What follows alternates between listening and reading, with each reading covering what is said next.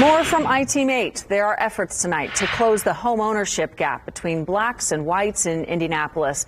It hasn't changed since the time of segregation. But some black homeowners are working to create generational knowledge. iTeam8's Jasmine Miner has this story.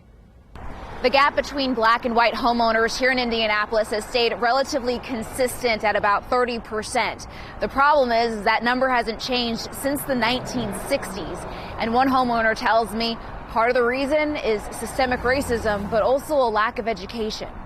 You got to think about nuts and bolts investing. Land never goes anywhere. He says pass on buying the Xbox and instead get some savings bonds. You know, I love Michael Jordan, but he's not going to pay any bills. So instead of wasting money on high-priced gym shoes, save that or invest that. Imhotep Sankoa has lived near the Saddlebrook Golf Club for 21 years.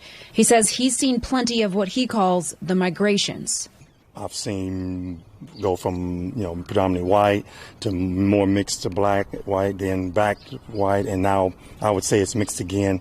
You do want to see the growth and development, especially of younger black people. The two houses across me are owned by investors. They're driving the costs way up. The 2021 gap between the home ownership rates of white Americans and black Americans was 28.4%, which is just shy of the national average of about 27%. And it's been that way since 1960.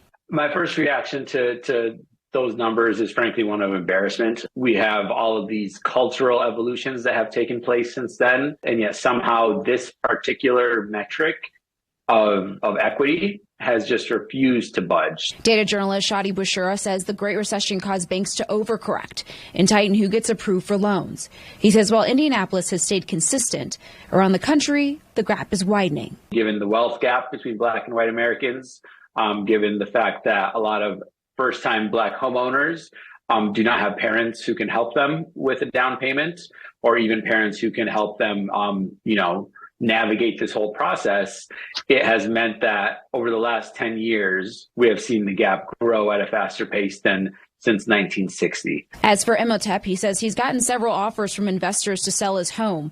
Well, with just 3 years left of paying it off, his advice? I'm going to pass it down. I got 3 years left. This will be paid. I'm going to pass it down. Data journalist Shadi Bushra tells me that if you are wanting to be a black homeowner, it's important to try to get different mortgages. He says banks can provide special programs. He says if you're selling, it's also important to get more than just one appraisal. But ultimately, his final piece of advice is to be like Imhotep and pass down that land to future generations. I'm Jasmine Miner for Wish TV, iTeam8.